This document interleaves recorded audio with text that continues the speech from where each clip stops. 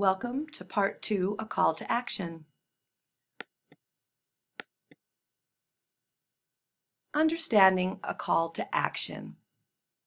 So we just watched a video with a health psychologist, and she talks about changing our minds about stress. So in terms of trying to understand what an actual call to action, writing or speech is, you need to ask yourself, what is the issue and what action is requested to address it? Well, in the case of the video, the issue is stress, and the action requested is to change your mind about how you feel about stress, being healthy or unhealthy. Who is the intended audience and what capacity to act do they have? Well, I think it addresses people who are stressed, in fact, anyone who has ever experienced stress. Is the argument's claim accurate, compelling, and logical? Yes, accurate. She cites resources. It's compelling because it deals with death, and her arguments were logical because science is convincing. Is the argument's tone informed, genuine, and respectful? I would say very informed. She is a doctor after all, and we can all relate to symptoms of anxiety as well as stress. Is the argument convincing? Does it move readers to do what the writer requests?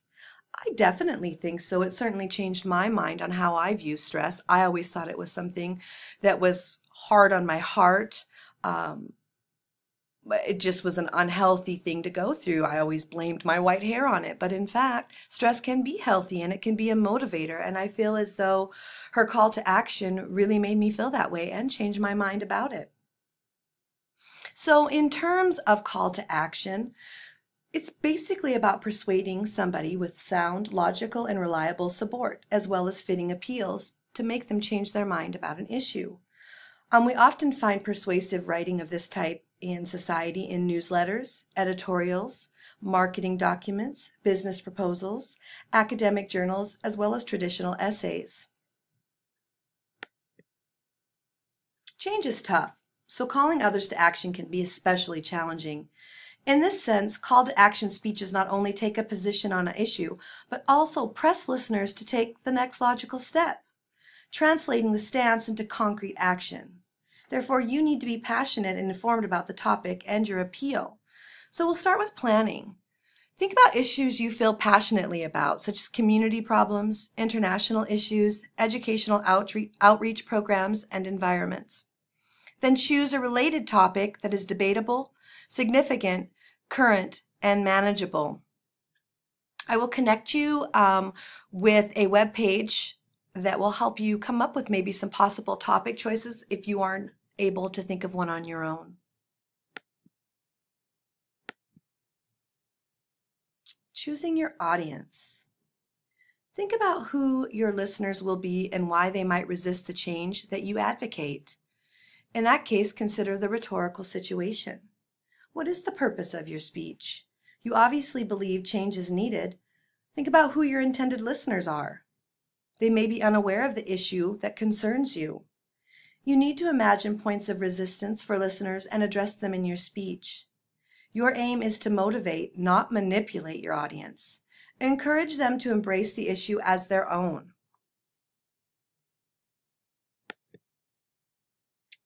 So, call to action principles. Rooting the speech in sound reasoning. Asking listeners to act must be built on a foundation of trustworthy evidence. You need to avoid logical fallacies and half-truths, as well as unreliable testimonies. You need to build credibility.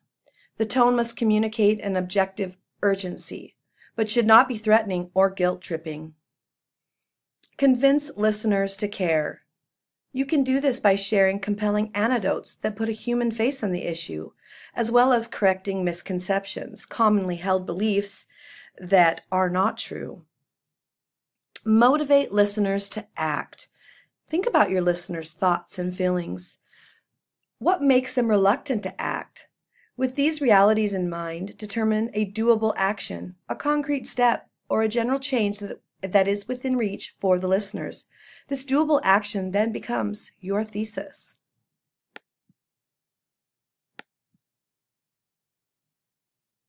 So the next step after planning is generating ideas and support. Perhaps you could set up opposing viewpoint columns. You're definitely going to need to research the issues. Brainstorm the range of actions that might be taken in response to the issue. Consider what outcomes or results you want. And then you organize your thinking. At this point, you make a claim that points towards action. For example, on the issue of blank, I believe blank. Therefore, we must change.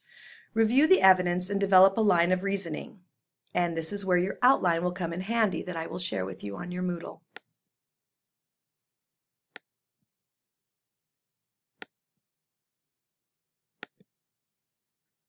And then the final step is to draft. Opening, development, closing, and title. The opening should gain the listener's attention, raise the issue, help them care about it, and state your claim. The body, or the development, is where you decide to place your most persuasive supporting argument, first or last. Anticipate listeners' questions and objections, meaning be prepared to answer them and include your support. In the closing, you'll restate your claim, summarize your support, and call listeners to act.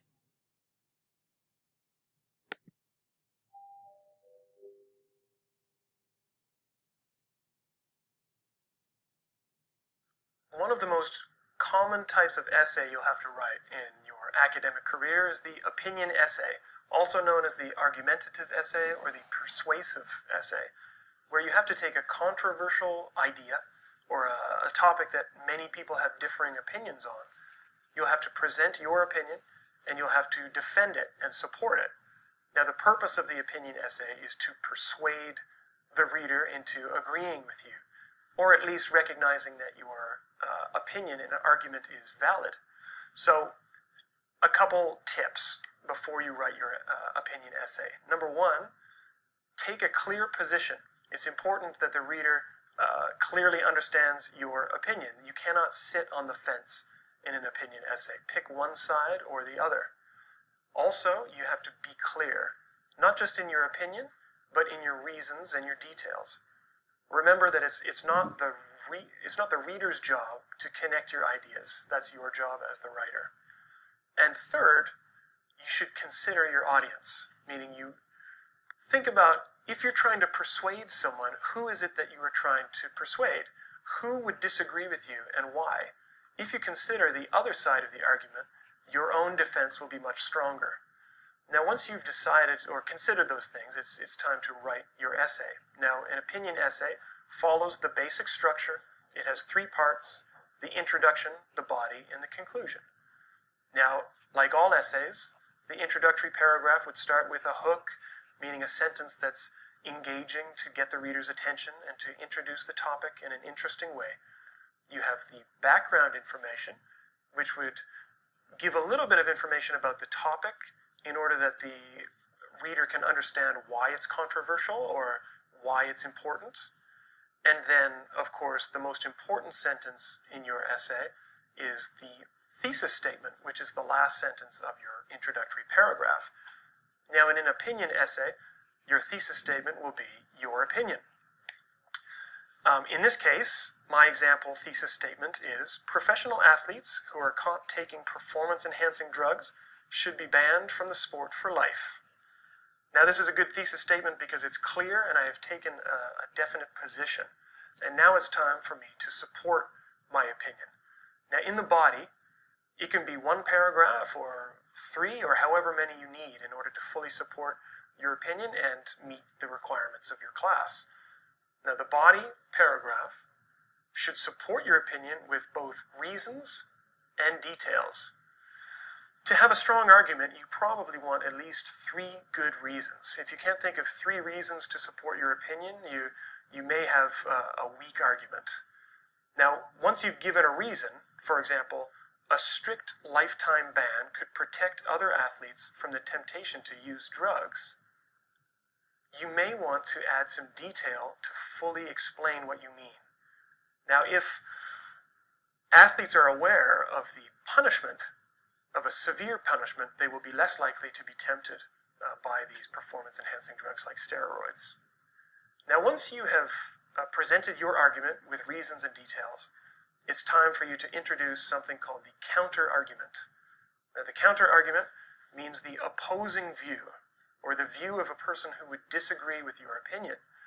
Now, you may ask why you would include the counter-argument in your essay, but remember that you want the reader to recognize that you have seen both sides of the argument, you've considered both sides, and you've made a decision. So it's important to include both sides. For example, in this case, I've said, some might argue that this punishment is too severe. If you take away the person's ability to play the sport, you take away their lifelong dream. Now, this is the counter-argument, and once you've presented that, it's time for you to answer it and explain why your opinion is stronger. Now, there are two ways to respond to the counter-argument. You can refute or concede. Refute means that you are saying the counter-argument is wrong, that you disagree. To concede means you're saying yes, but.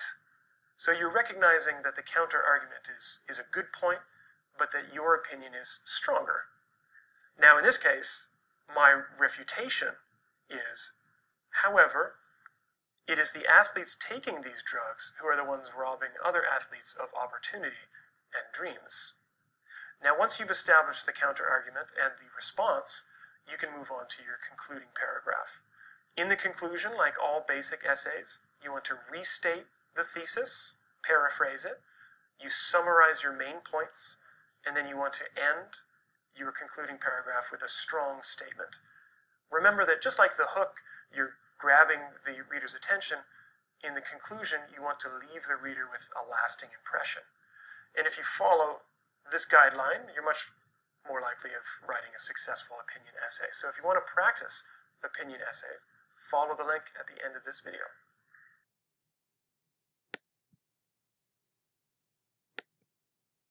All right. In lieu of writing a persuasive essay, you will be creating a call to action speech. And since you are Moodle students, you will have to record them as videos and share them with me. There are lots of different types of video programs out there. The one I would like you to use is Screencast-O-Matic, and I will send you a link to the site on your Moodle. And it's pretty easy to use, and it's free. So I look forward to hearing your call to action speeches. Keep in mind, if you have any questions or concerns, you really need to contact me. Good luck.